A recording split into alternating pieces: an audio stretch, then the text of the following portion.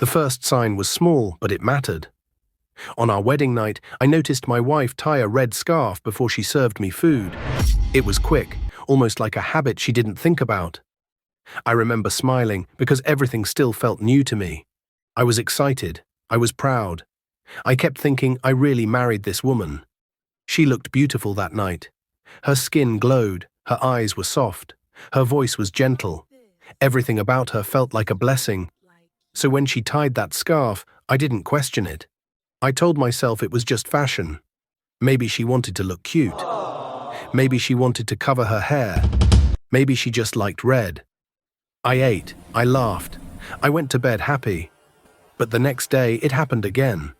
She brought my food, and right before she placed it in front of me, she tied the same red scarf around her head. She did it fast, like she was trying to do it before I noticed. I looked up, she smiled. I said nothing. I didn't want to sound suspicious. I didn't want to ruin the mood. We were still in that sweet, new couple phase where you try not to fight about small things. So I ignored it again. Then the third night came, and she did it again. This time I didn't just notice the scarf. I noticed her lips moving too. As she served the food, she lowered her voice and whispered something. It was so low I couldn't hear a single word. But I could tell it wasn't random talking. It looked intentional, like a short sentence she had memorized. Then she tied the scarf, and she didn't remove it until I took my first bite. That part was the strangest. The moment I ate, she relaxed a little, like her shoulders came down, like something had worked, and after I swallowed that first bite, the room always felt different. Not darker, not like a horror movie, just quieter, too quiet, like the air itself was listening. What made it worse was this. When she ate her own food, she never tied the scarf. Not once. She could sit there with her plate, calm and normal, and eat like nothing was happening. But when it was time for me to eat, the scarf would appear. I started to feel uneasy, but I still couldn't explain why. It was like my mind was fighting itself. One side of me said, "Stop overthinking. She's your wife. She loves you." The other side whispered, "This is not normal." One evening, I finally asked. I tried to sound playful so she wouldn't get angry. "Why the scarf?" I asked lightly, forcing a smile. She stopped for half a second. Like the question surprised her, then she gave a small laugh. "Oh, the scarf," she said. "It's nothing. I didn't even notice I was wearing it." But her eyes looked alert, like she was watching my reaction. I could feel something hiding behind her smile. Still, she made a joke right away. She brushed it off quickly, and because she laughed, I laughed too. I didn't want a problem. I didn't want drama. So the moment passed again. After that, I told myself to stop thinking about it. I tried to focus on work, on bills, on normal couple life. Until one night, something happened that I couldn't ignore.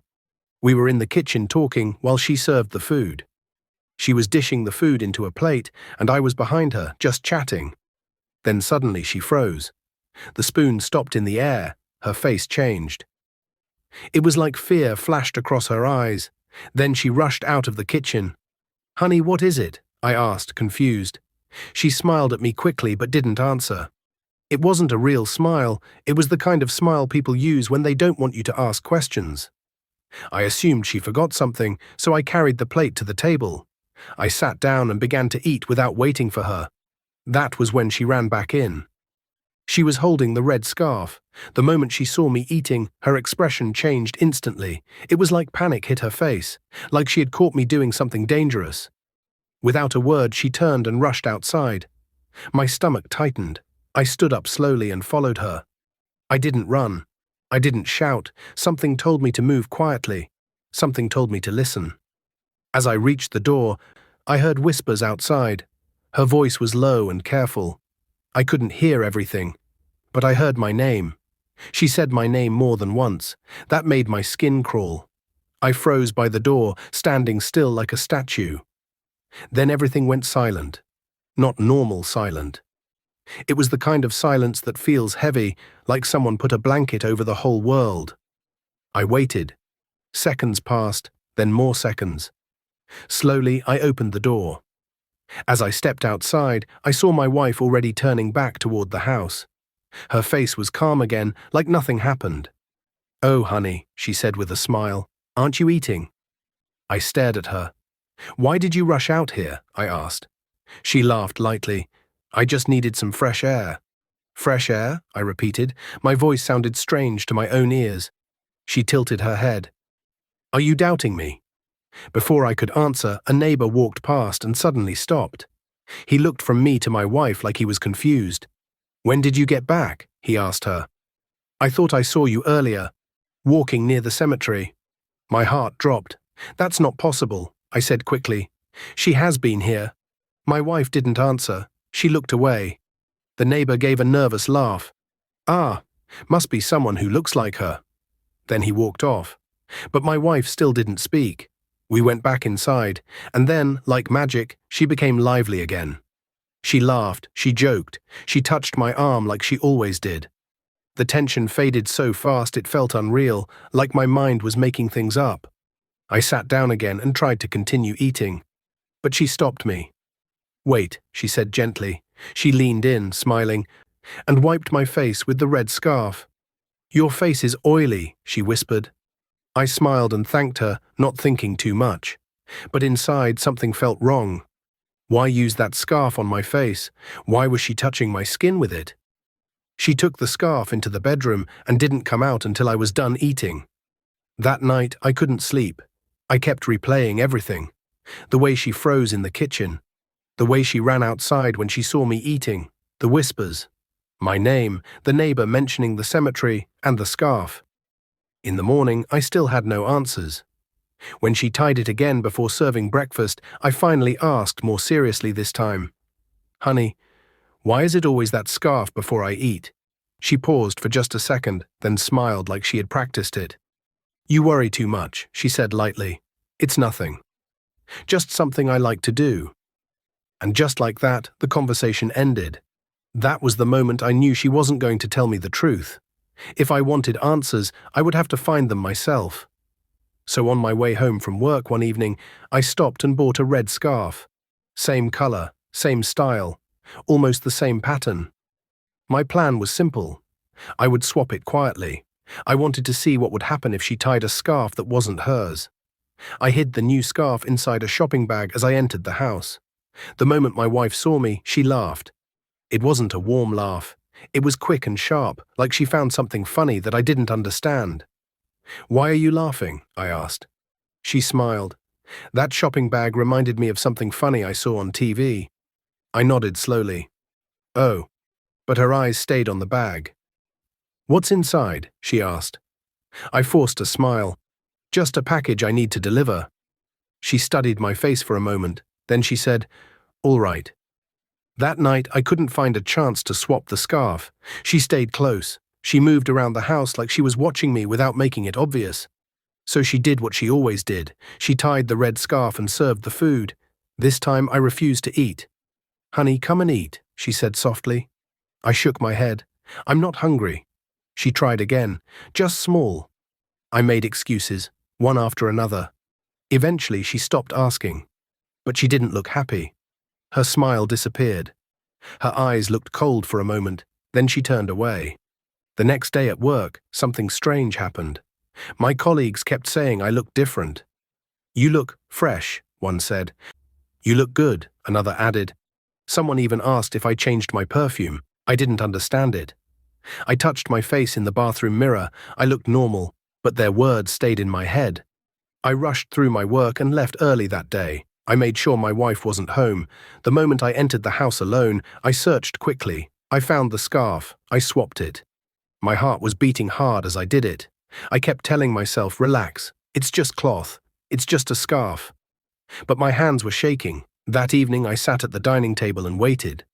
I watched my wife move in and out of the bedroom.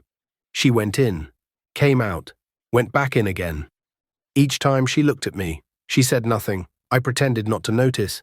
Inside my chest, fear and excitement were fighting. Now the truth will come out, I told myself. Minutes later, she came out. There was no red scarf on her head. She walked into the kitchen, served the food, and sat down. Then, she ate with me. For the first time, no scarf. She acted normal. Relief hit me so hard I almost laughed. Maybe I was wrong. Maybe the scarf truly meant nothing. That night I went to bed calm. Then, exactly at midnight, a heavy tap landed on my shoulder.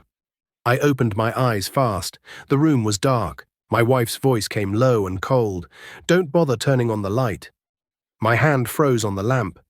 "Where is my scarf?" she asked. Her tone wasn't playful. It wasn't sweet. It was firm, like a warning. I swallowed. "Where is my scarf?" she asked again. I tried to speak, but my mouth was dry. It's in the boot of the car," I stammered. She switched on the light. Her face was calm, serious, unblinking.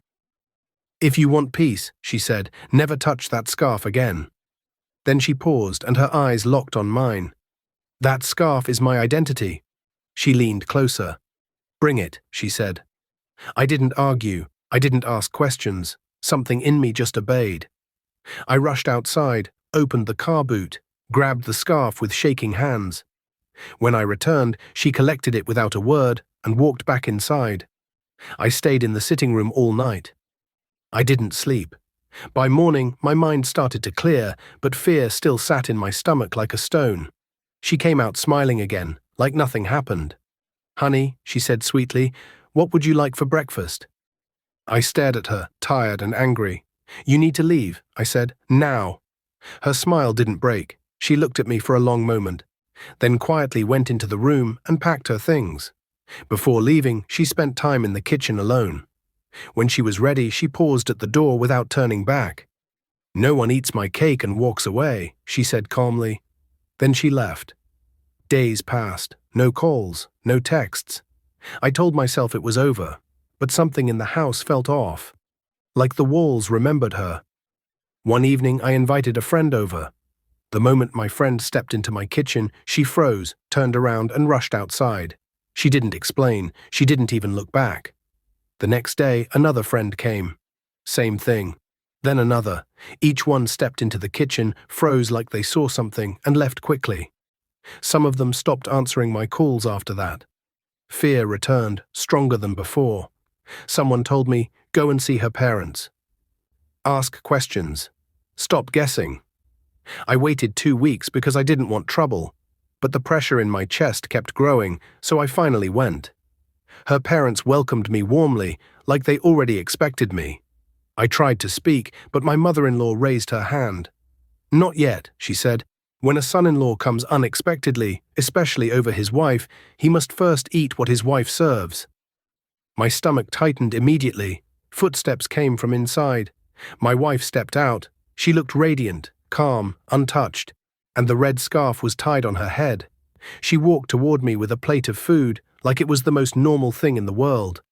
"I'm not eating," I said quickly. "If that's the condition, I'm leaving." No one stopped me. They watched me stand up. I reached the door. Then I heard my wife's voice behind me. "There's only one way." I froze. Her parents' eyes stayed on me, steady and serious, like I was in a place where rules were not negotiable. I slowly turned my head. My wife lifted the plate slightly and took one step closer. And that was when I noticed something new. The scarf on her head didn't look like cloth anymore. It looked heavier, almost stiff, almost like it had been soaked in something and dried again. My throat went tight. My mother-in-law smiled softly, like she was comforting a child. "Sit," she said. My wife didn't blink. She just waited. And behind her, from the dark hallway, I heard another set of footsteps coming closer. Slow, careful, like someone else was about to join us. The footsteps from the hallway made my skin tighten. They were slow, careful, like someone was walking on purpose, not by accident. My eyes stayed on the dark space behind my wife. I couldn't see who it was, but I could feel the presence. My wife stood in front of me with the plate of food. Her face was calm, too calm. The red scarf sat on her head like a crown. My mother-in-law repeated it again, gentle but firm. "Sit." My heart was beating hard. My mouth felt dry. I looked at the plate like it was a trap. The food smelled normal. It looked normal. Rice, stew, meat. Something I would normally eat without thinking.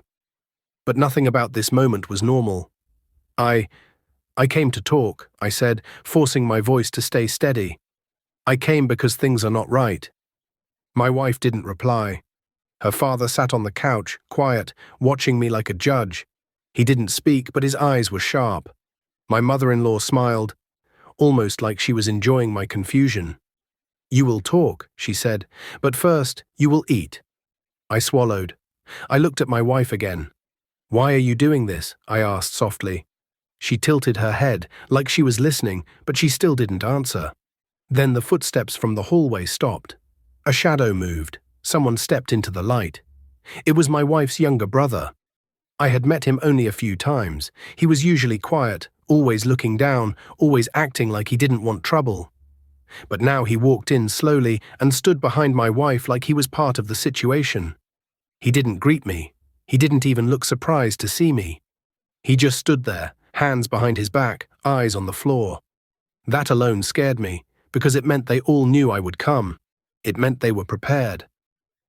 My mother-in-law spoke again, like she was reading from a rule-book. This is how it works, she said. If you eat, we can talk. If you refuse, you leave. And when you leave empty. Empty, I repeated, confused. My wife's brother finally lifted his eyes and looked at me. His face was serious. His eyes looked tired, almost like he wanted to warn me but couldn't. My wife moved closer and placed the plate on the small table in front of me. Then she took the spoon and set it beside the plate. Her hands were steady. Her face was still calm. I stared at the spoon like it was a weapon. I'm not comfortable with this, I said. I just want answers. My mother-in-law leaned forward, voice low. The answers are inside the food. That statement sent cold down my back. I pushed the plate slightly away.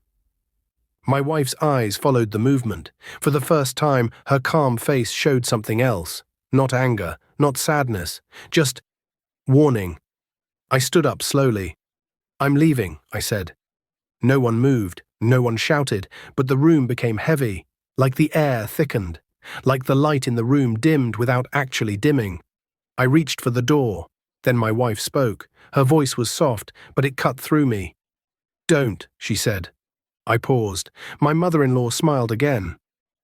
You see, she said, there is only one way. I turned slowly. Why are you doing this to me? I asked her. Why did you train your daughter to tie a scarf before I eat? Why is everyone acting like food is a contract? My wife's father finally spoke, his voice deep and slow. Because marriage is not play, he said. And some homes have rules.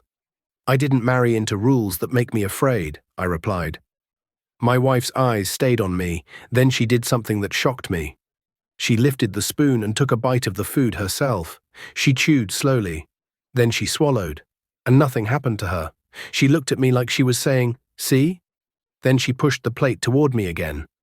Eat, she said quietly. I felt trapped. If I ate, I felt like I was giving in. If I didn't eat, I felt like I was walking away from the only place where the truth could come out.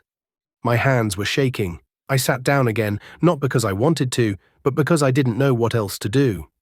I stared at the food. I remembered the night she tapped my shoulder at midnight.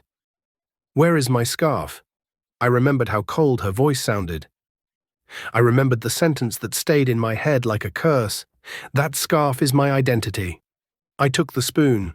My wife's eyes didn't blink. I raised the spoon close to my mouth, and then my wife's brother spoke suddenly. Stop. Everyone in the room froze, even my wife. My mother-in-law turned sharply. What did you say? She asked. He swallowed hard. His voice sounded like he was trying to be brave. I said stop, he repeated. Not like this. My wife's face changed slightly. Her calm mask cracked for just a second. Why? My wife asked her brother. You want to ruin it? He shook his head slowly. It is already ruined, he said. The room went silent. My mother-in-law's smile disappeared. My wife's father stood up.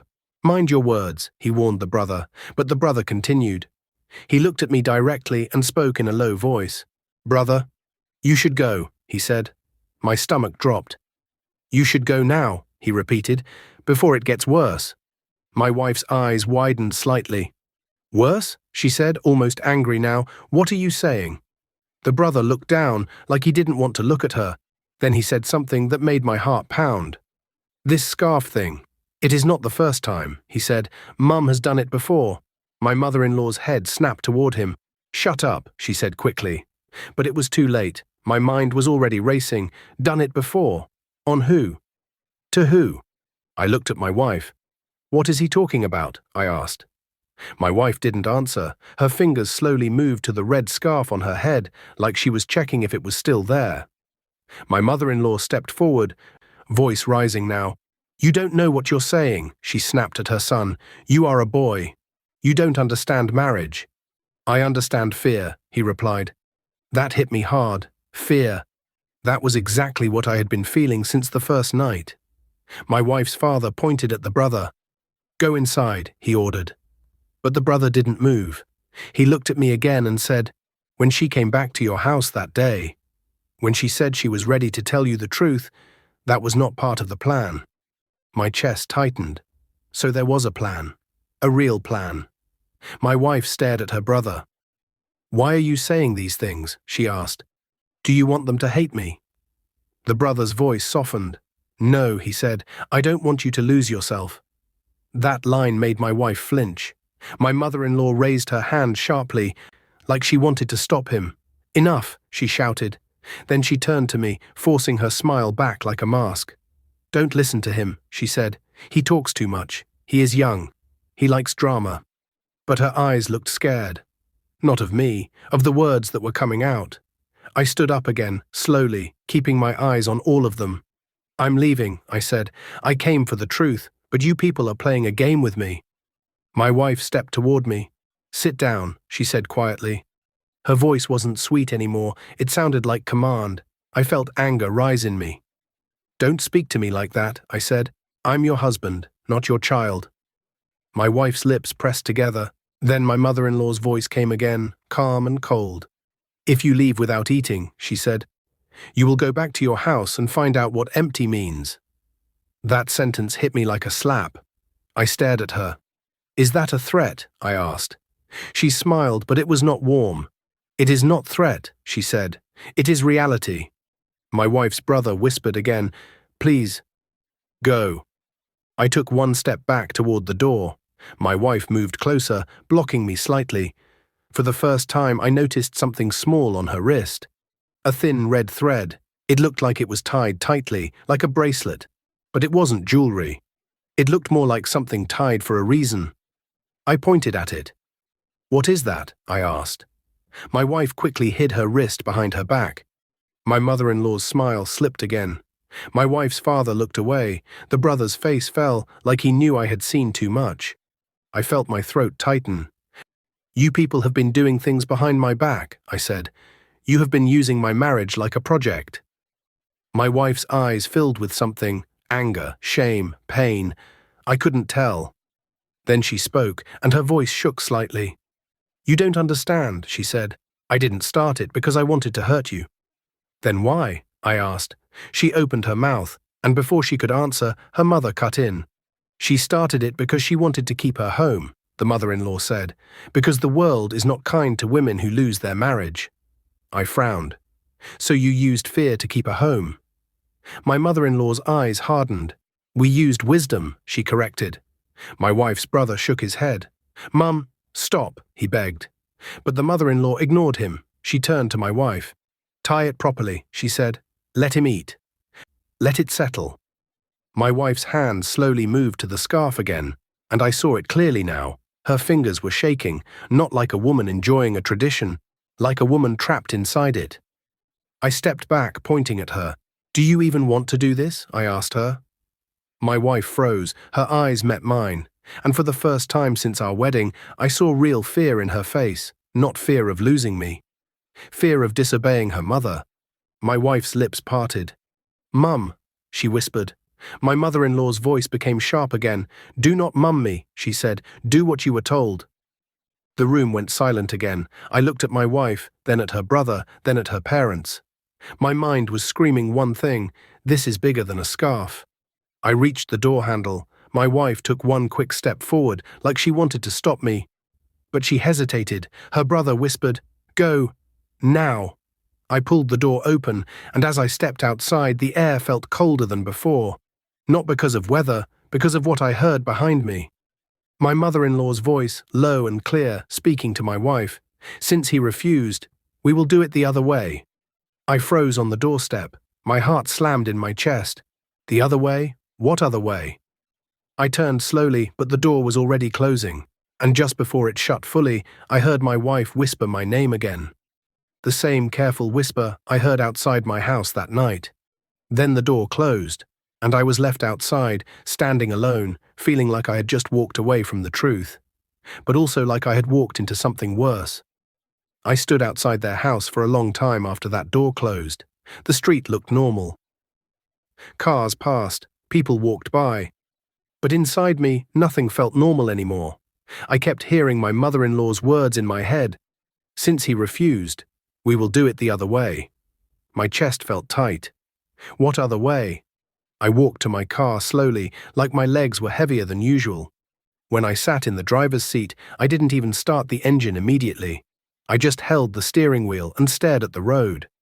I thought of my wife. I didn't want to believe she was evil.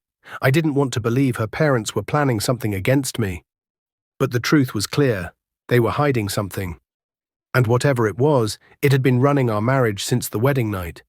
I drove home. When I entered my house, the silence greeted me like a cold hand. The sitting room looked the same, but it didn't feel the same. Even the air felt different. Heavy, like someone had been there even though no one was there. I told myself I was only scared because of what happened at her parents' place. So I tried to distract my mind. I washed my face. I drank water. I turned on the TV, but I couldn't focus. Then something small happened that made my stomach drop. On the dining table, there was a plate, a clean plate, and beside it, a red thread, not a scarf, a thin red thread tied in a small knot. I froze. I knew I didn't put that there. I didn't even touch anything red in my house since the scarf issue started. I picked it up carefully. The knot felt tight, like it had been tied with anger. My hand started shaking again. I dropped it and stepped back. That was when I understood what my mother-in-law meant by the other way. It wasn't about food anymore. It was about fear. That night I didn't sleep. Every small sound made me sit up. The wind, the gate, the ceiling, even my own breathing. In my mind, I kept seeing my wife standing with that plate, waiting for me to eat, like it was some kind of rule I could not break. Morning came, but the fear didn't go. I went to work and tried to act normal, but my mind was elsewhere. I kept checking my phone, expecting a message. None came. No call from my wife, no apology, no explanation. Just silence. That evening, I decided I could not keep living like this. I needed someone to talk to, someone older, someone wise, someone who would not laugh at me. So I called my uncle. My uncle was the kind of man that didn't talk too much, but when he spoke, people listened. He wasn't easily shaken, and he didn't believe every rumor. If anyone could help me think clearly, it was him. He agreed to see me. When I got to his place, I told him everything. From the wedding night, the scarf, the whispers, the cemetery comment, the midnight tap, the threat, the visit to her parents, the food condition, the brother's warning, the other way. My uncle listened without interrupting. When I finished, he sat quietly for a while. Then he said, "This is not just about scarf." I nodded. "I know." He leaned forward and said something that surprised me. Sometimes people learn bad ways because they are afraid. They think control is love. I exhaled slowly. "So what do I do?" I asked. He looked me straight in the eyes. "You don't fight with fear," he said. "You bring everything into the open. Secrets become powerful when you keep quiet." That sentence stayed with me. Then he added, "If your wife is still your wife, she must talk. No more games, no more family pressure, no more scarf." I went home that night with a plan. Not a plan to attack anyone, a plan to face the truth.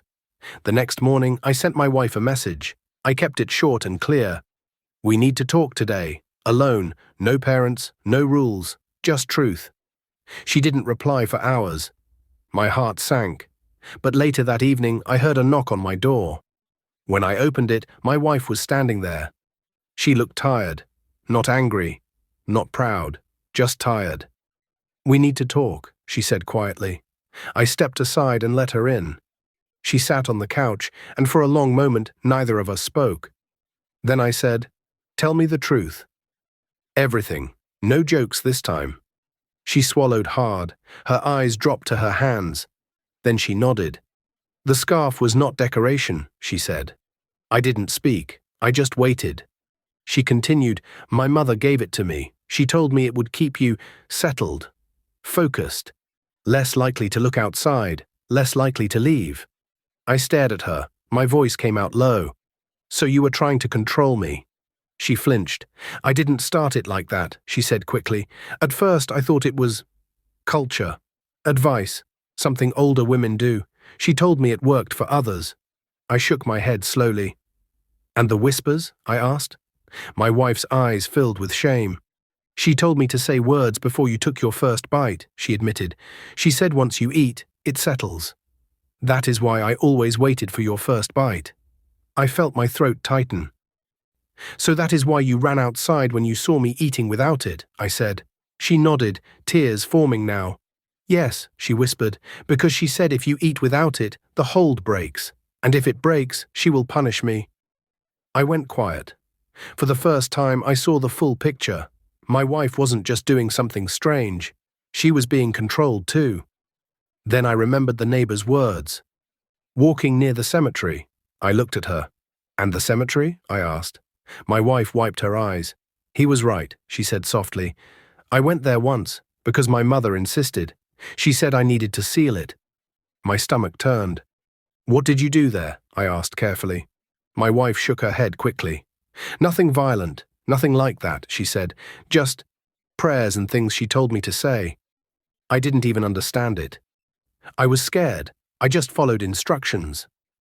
I leaned back, breathing slowly. Then I asked the question that still hurt. "How did you know I swapped the scarf?" I asked. She looked at me and said, "It wasn't just the color.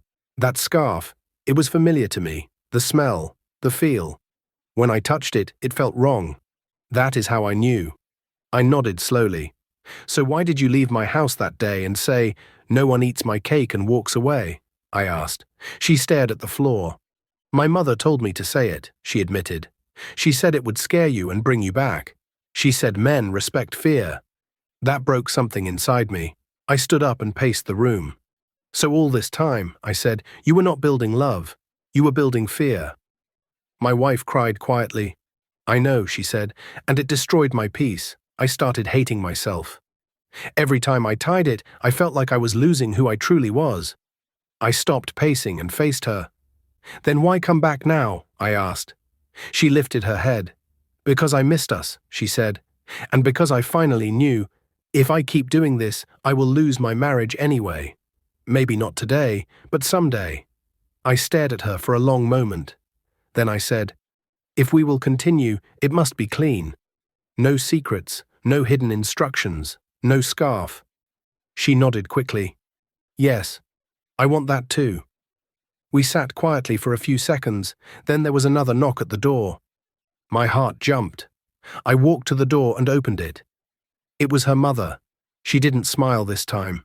Her face was hard. She stepped inside like she owned the place. My wife stood up immediately. "Mum," she said, voice calm but firm, "I don't want this anymore. I don't want the scarf. I don't want to live in secrets. Love should not feel like control." Her mother stared at her like she couldn't believe what she was hearing. Then she spoke. "You think I did it to hurt you?" she asked. "I did it to protect you." My wife shook her head. "It didn't protect me," she replied. "It only stole my peace. It made me afraid in my own marriage." The older woman's eyes softened just a little, like pain was hiding behind her anger. She sighed. "I lost my own home early," she said quietly. 3 months into my marriage, everything crashed. I was treated like nothing. I promised myself my daughter would never be helpless the way I was. I listened carefully. For the first time, I didn't see her mother as just a villain. I saw a wounded woman who turned her pain into a dangerous method. Still, I had to speak. "Ma," I said gently, "fear cannot keep a home. It can only delay the truth." She looked at me, then looked at her daughter. My wife stepped forward. "Mum," she said softly, "I want to keep my home the right way. Not by forcing my husband's mind, not by making my friends run away, not by secrets. Her mother stood still for a long time, then her shoulders dropped, like something heavy finally fell off her. "If this is your choice," she said, voice low, "I will not stand in your way." My wife exhaled like she had been holding her breath for years. Then slowly she untied the red scarf from her bag, the same scarf that started everything, and held it in her hands.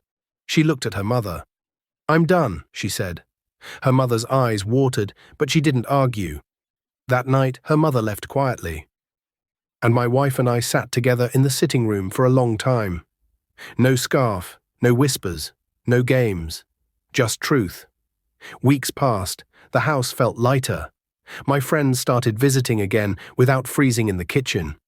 Slowly, peace returned. One evening, while my wife served food, I teased her gently. "So," I said, pointing at her head, "you forgot something." She paused, then laughed, a real laugh. "Oh, that," she said, shaking her head. "That one is retired. It's past now." I laughed too, but my eyes were serious when I spoke. "Whatever belongs to the past," I said softly, "should stay in the past." She nodded. "And whatever belongs to love," she replied, "should be built with honesty." That was the night I knew we had a real chance, not because a scarf worked, but because truth finally entered the house.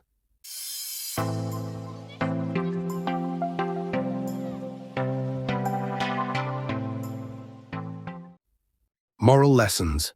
1. Love is not control. If someone needs to control you to keep you, it is not love. It is fear wearing a mask. 2. Secrets give problems power. The moment you bring the truth into the open, the fear starts losing strength. 3. Bad advice can destroy a good marriage. Not every elder's instruction is wisdom. Some are just old pain passed down. 4. A peaceful home is built with honesty. Real marriage grows with trust, communication, and clear boundaries, not hidden rules. 5. Healing starts when people choose a better way. Even when someone has done wrong, change is possible when they take responsibility and stop repeating harmful patterns.